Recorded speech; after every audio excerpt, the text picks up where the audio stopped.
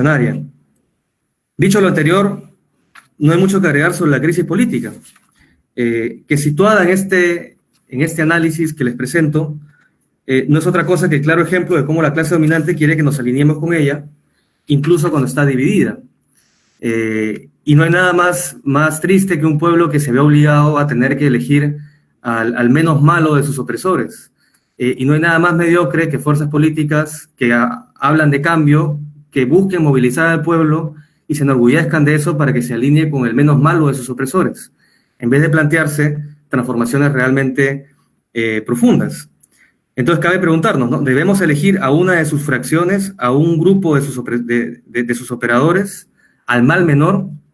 ¿Debemos defender a sus instituciones, a su gobernabilidad, a su crecimiento económico? No es nuestra crisis, pues, compañeros. Esa crisis política no es nuestra crisis. Y la crisis económica tampoco es nuestra crisis, en el sentido de que sea nuestra responsabilidad. Nos arrastra, por supuesto que sí. Nos golpea, nos perjudica, asesina a nuestra gente.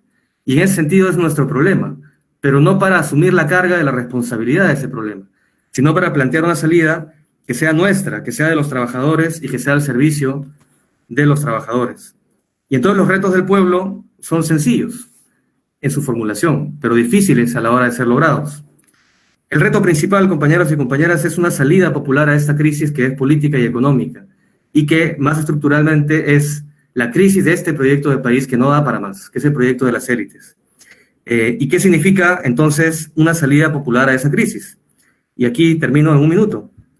Primero, fortalecer la organización popular, sindical, barrial, estudiantil, de subsistencia, en una amplia articulación que nos permita que el pueblo pueda ejercer verdaderamente poder. Y eso es poder popular. En segundo lugar, levantar una plataforma inmediata que garantice la salud, el empleo y la vida, por sobre todo en un contexto de emergencia como este. Esa plataforma tiene que aglutinarnos a todos los sectores que estamos del lado del pueblo, y el sujeto, el movimiento que empuje eso, no va a ser un partido u otro, no va a ser la vanguardia aisladamente. Va a tener que ser el pueblo trabajador organizado con un denso tejido social que hay que construir. Y en tercer lugar, plantear una refundación jurídico-institucional con protagonismo popular mediante un proceso popular constituyente, que no es cambiar el papel de la Constitución, que es transformar la estructura de poder, darle protagonismo al pueblo trabajador y en ese proceso de transformación popular terminar transformando una Constitución. Y ese proceso popular constituyente debe ser nuestro horizonte inmediato y el que nos permita aglutinar las diversas luchas con una salida popular refundacional, que una vez que la logremos, compañeros y compañeras, podremos celebrar ya no 200 años de resistencia, sino comenzaremos a celebrar los primeros días, los primeros meses y los primeros años de nuestra libertad. ¿Cuál es el rol entonces de los socialistas? Bueno, ser un instrumento eficiente para lograrlo. No solo tener la razón en las ideas, no solamente dar los discursos, sino ser realmente aparatos políticos con militancia comprometida, con una ética revolucionaria, que se entronque, que se arraigue en el pueblo mismo y que permita que ese tejido social y ese poder popular se construya. Y en esa dirección me da gusto encontrarme con compañeros y compañeras en esta mesa y que confluyen también en este espacio, porque sé que no somos pocos los grupos que estamos tratando de tomarnos realmente esta responsabilidad histórica en serio. Es lo que podría ofrecerles esta noche, compañeros, compañeras, y yo me quedo por lo pronto acá. Gracias.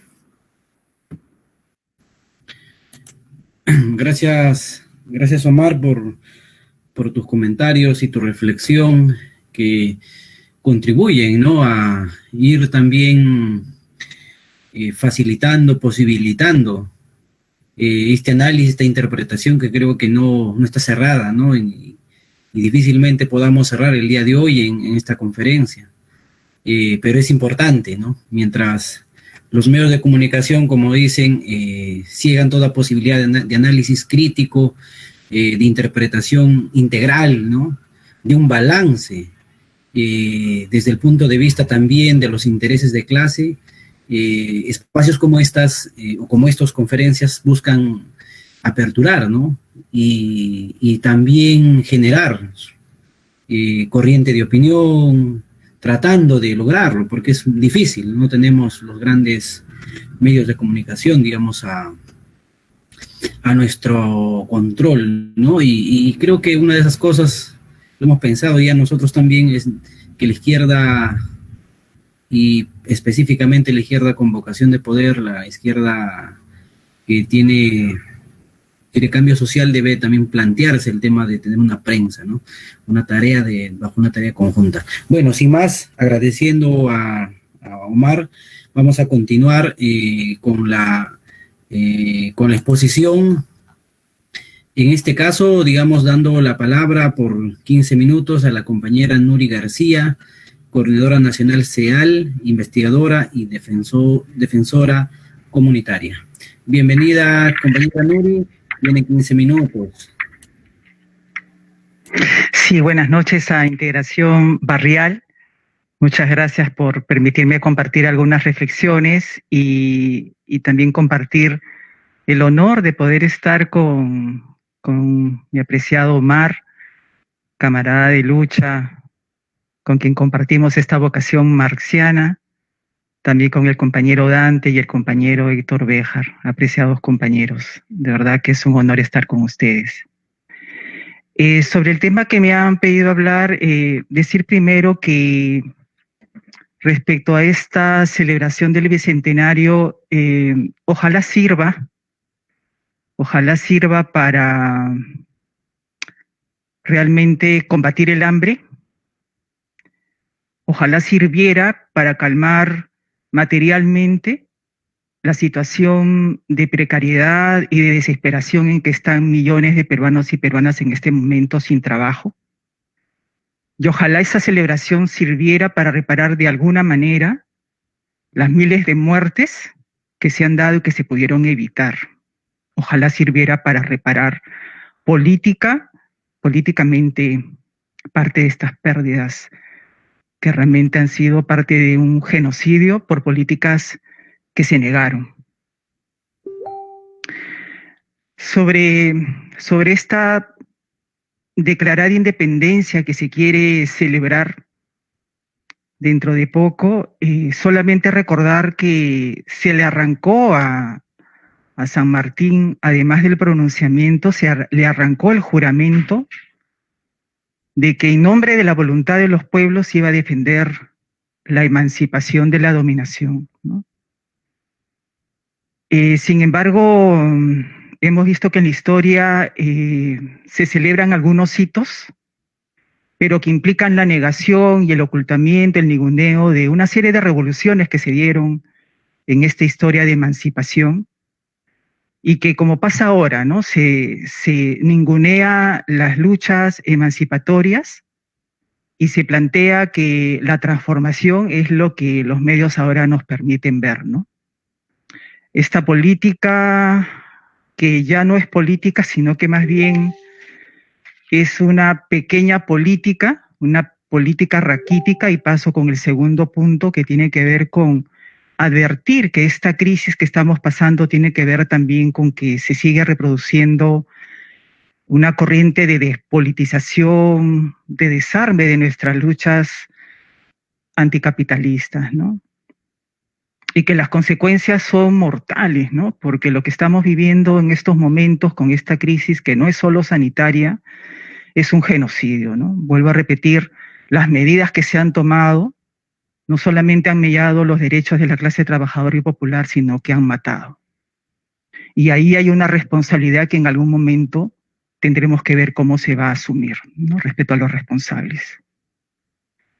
Esta política que estamos pasando, esta crisis, y ahora con este tiempo electoral, es una advertencia que creo que nos lleva a las clases trabajadoras y populares, a las izquierdas marxistas, que apostamos por el socialismo y por destruir el capitalismo.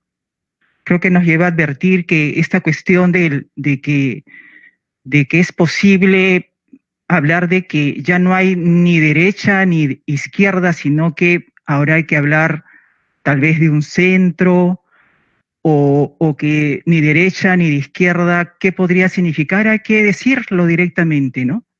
Aquellos que plantean esta jugada en cada tiempo electoral, pero que se ha visto materializada en las políticas, en estas medidas de cuarentena, tienen que ver con que si no hay ni derecha ni de izquierda, entonces lo que hay es capitalismo, ¿no? con su corona bien puesta, y un neoliberalismo en base al diálogo, ¿no? Al acuerdo nacional, ¿no? En base digamos, a la conciliación, pero que sabemos que desde una postura de izquierda radical no es posible la conciliación en este momento.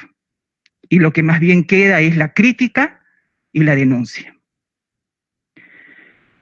Y que el objetivo de este llamarnos a conciliar con un centro es borrarnos más bien de la arena política, es borrar la cuestión de que hay un campo de disputa y que no solamente es una disputa de dos proyectos políticos totalmente diferentes, sino que es la disputa de dos proyectos civilizatorios, radicalmente antagónicos. Y eso es lo que hay que traer, digamos, siempre a la mesa de nuestros debates con la derecha y también con la izquierda, que cree, como la derecha, que es posible virar hacia un centro y ser más dialogante. Creo que más que nunca se habla de capitalismo y es una oportunidad en ese sentido para hacer ver de qué trata este capitalismo, porque se habla mucho del capitalismo, de no querer regresar a la normalidad. Y queda en evidencia que los dos proyectos políticos totalmente antagónicos están ahí, en nuestra cara pelada, ¿no?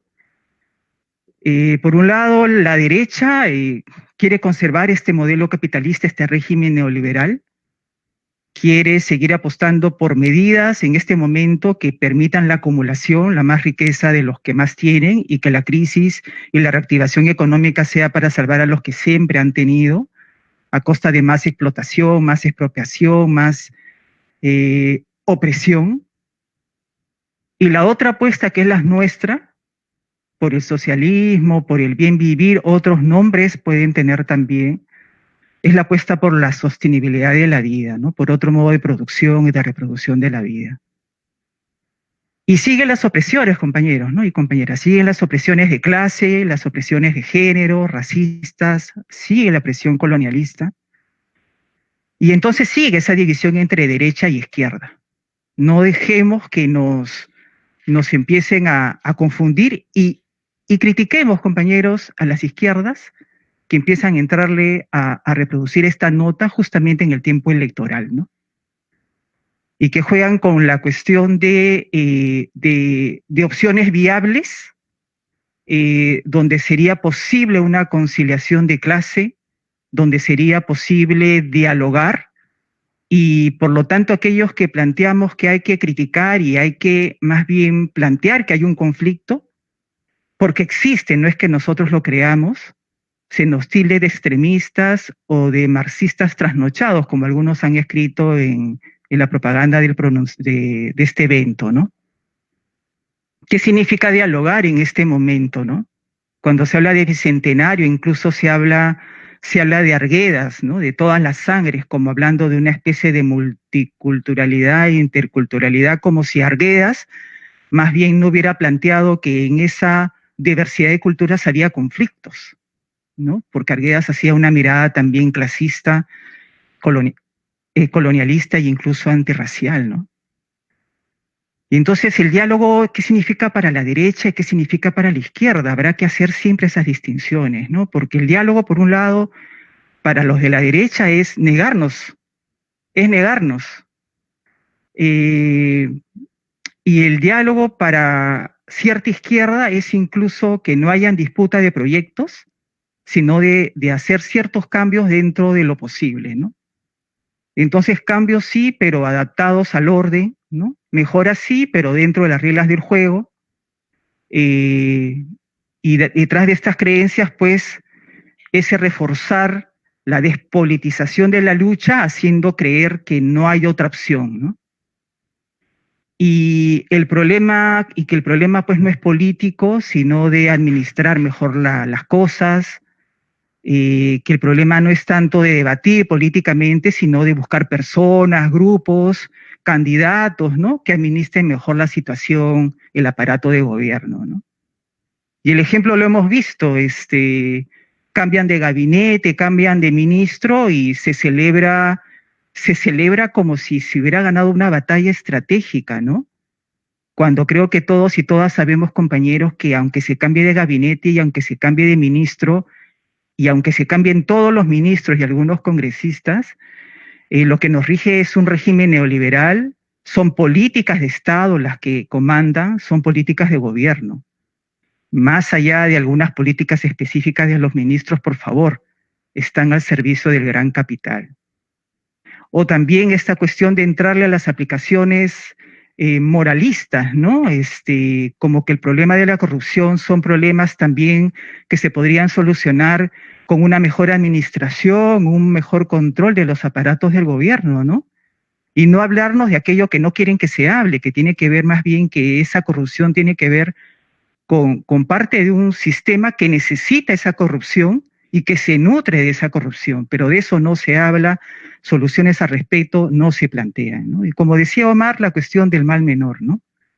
Vamos a seguir condenados a esta cuestión de que solamente nos queda optar por el mal menor, y esta cuestión de la unidad de las izquierdas, ¿no? De un frente que puede ser alumbrado por un grupo de patas, ¿no? Que se alucinan pues los superhéroes, o de un grupo de personas, de par de personas que supuestamente son las personalidades que podrían dirigir toda una revolución, ¿no? Se despolitiza, compañeros, ¿no? Estamos en una corriente despolitizadora donde incluso en estos momentos ya se empieza a escuchar esta cuestión también de que no se vota por partidos, no se vota por programas, sino por personas, ¿no? Según el look, la performance, la sonrisa, el apretón de manos, ¿no? Según argumentos edulcorados y esta cuestión de que se puede dialogar, ¿no? Y aquí el mal menor, pues, compañeros, entra en esta vaina de ser pragmáticos, ¿no? Pero el pragmatismo, pues, al final es una trampa en contra de los intereses populares y de la clase trabajadora, porque nos deja, pues, en la impotencia y en la imposibilidad de transformaciones de fondo, ¿no? Porque nos hacen pensar que es posible ser pragmáticos y hacer algunas alianzas tácticas, pero siempre van a ser, o han sido dentro de las reglas existentes, ¿no? Y en esas reglas, pues, compañeros y compañeras, ¿quién decide? Podría poner muchos ejemplos ahora que creo que ustedes también deben tener presentes. El asunto es que hay una ilusión, ¿no? Hay una ilusión de que lo que tenemos es lo que podemos tener, de que este gobierno está haciendo lo posible, de que hay que defender las instituciones, la democracia tal cual, porque si no, pues estamos en el caos, ¿no? Y lo hemos visto en este pleito de los de arriba respecto a la vacancia, ¿no? Y en parte lo que se trata después es negarnos la crítica, ¿no? Y acá una segunda alerta de proteger nuestra posibilidad de crítica y nuestra obligación de portar la crítica, ¿no? Y que no nos sigan metiendo el cabe diciendo, pues, o repitiendo de paporreta de que criticar, claro, criticar a la derecha, por supuesto, pero cuando criticamos a cierta izquierda que confunde, desarma, despolitiza nuestras luchas, es como siempre esa paporreta de que estamos haciendo el juego a la derecha, o que criticarnos entre nosotras y nosotros como grupos de izquierda es evitar a las izquierdas, cuando la crítica, compañeros y compañeras, es hacer política también. La política con P mayúscula, ¿no? Y entonces repito la pregunta, ¿no? ¿Estamos condenados al mal menor? ¿Y acaso no sabíamos que al haber elegido el mal menor nos iba a llevar al gobierno que tenemos? ¿Acaso no sabíamos que ese gobierno iba a regirse, iba a servir al régimen neoliberal que nos domina, iba a tener una política de Estado que íbamos a padecer como lo estábamos padeciendo ahora? ¿Acaso no lo sabíamos para que algunos se sorprendan?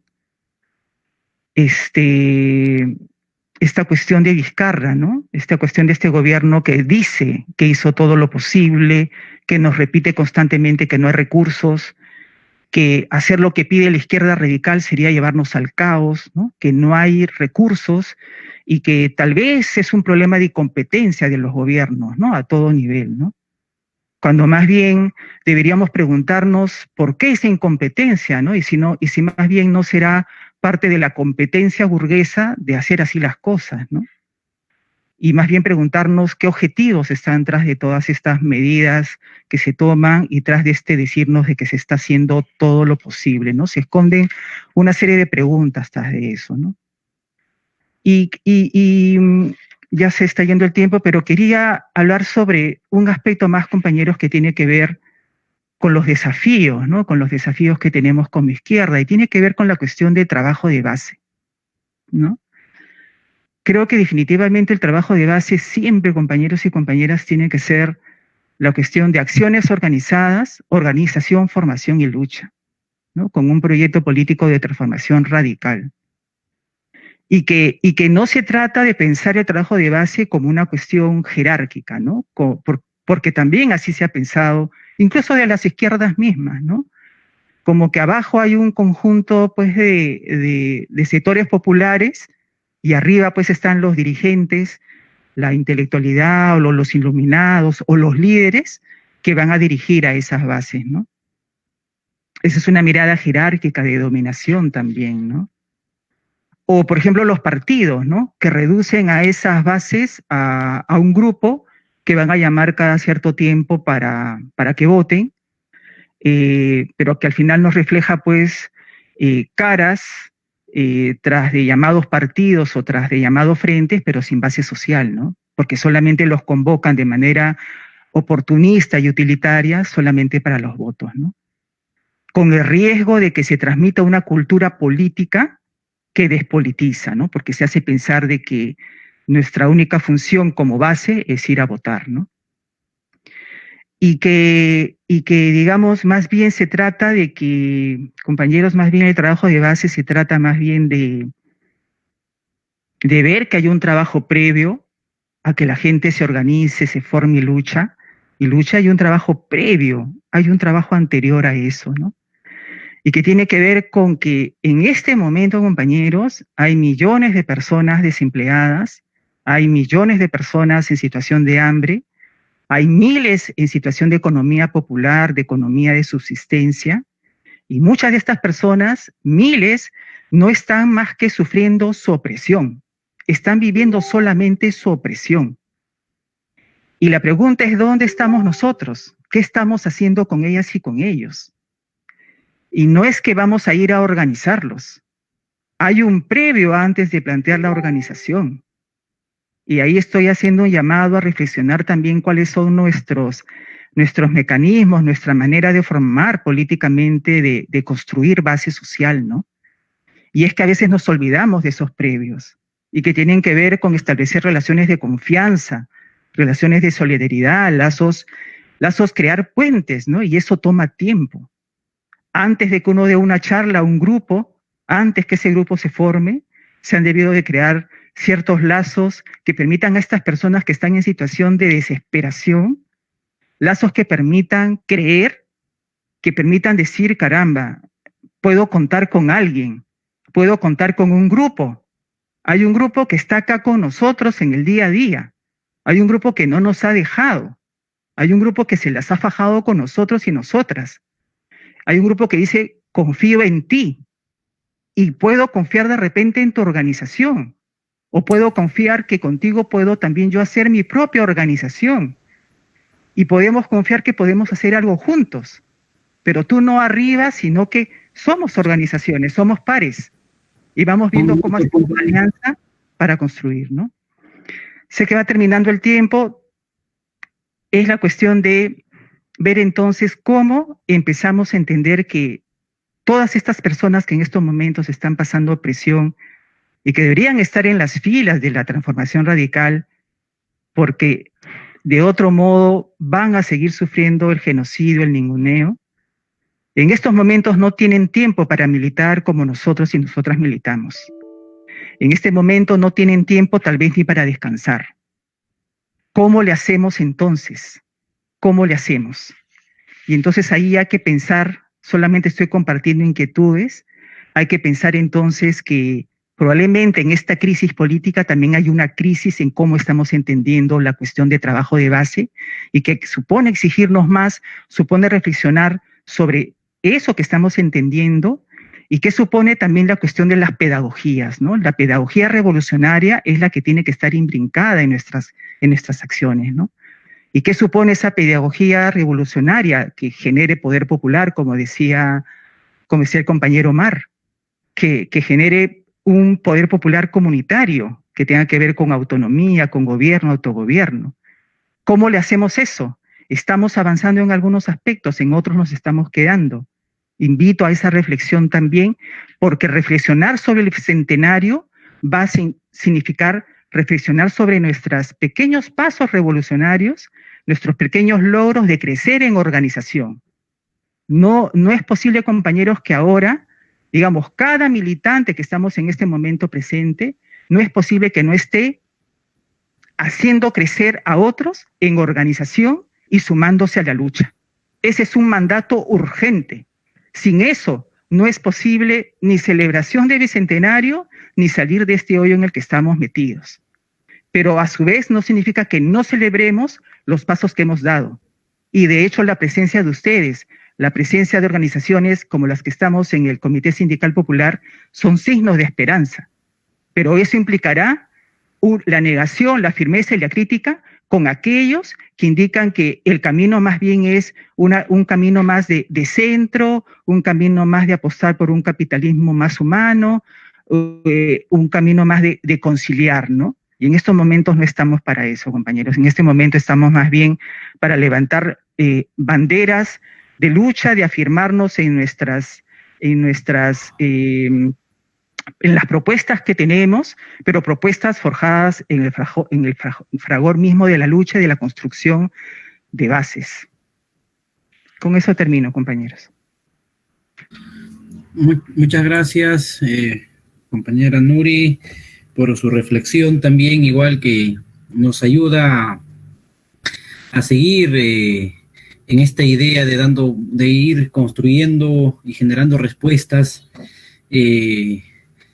con ocasión no solamente del bicentenario o la cercanía del bicentenario, sino también en medio de la crisis que ha desnudado el sistema, como lo ha dicho, y qué retos vamos levantando nosotros, ¿no? Efectivamente, este derecho de construir un propio perfil desde la izquierda, con vocación de poder, comprometida con la clase trabajadora, que busca pues un cambio y una salida, no solamente para lavarle la cara al sistema, sino transformar desde lo más profundo la estructura de este país, ¿no? Entonces, muchas gracias, compañera. Nos ha hablado también de la importancia de no solamente querer, sino también buscar los medios para hacerlo, el papel del trabajo de bases, de cómo lo estamos haciendo, la pedagogía, y así, son varias cosas que la compañera nos ha mencionado, esta tarea de la organización, de la formación, la autoeducación y la lucha, ¿no? Entonces necesitamos, sin teoría tampoco hay práctica contestataria, rebelde y revolucionaria. Muchas gracias, compañera Nuri, por sus aportes. Vamos a continuar. Ahora le damos la palabra a nuestro querido profesor Héctor Béjar, catedrático de la San Marcos. Él es sociólogo y también, pues, digamos, siempre, ¿no? Ahí con la emoción, con la vocación de lucha. Adelante, profesor. Tiene 15 minutos para compartir también con nosotros su punto de vista respecto a la temática que hoy día hemos resuelto abordar. Bienvenido, gracias. Bien, buenas tardes, compañeras y compañeros, y gracias por la invitación. No hay mucho tiempo, voy a ser lo más sintético posible en estos 15 minutos. Bueno, como ustedes mismos han planteado en el temario de esta comparecencia, estamos ante la vecindad del segundo centenario. Yo lo que quería decir es que este segundo centenario porta un relato que no es nuestro, un relato que se ha ido armando a lo largo de los años por la gente que domina el Perú, por los dueños del Perú, que no es el relato verdadero.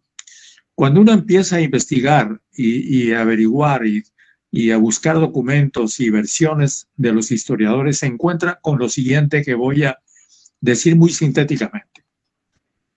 Hay un niño de unos 12 o 13 años que se llevan desde Corrientes, en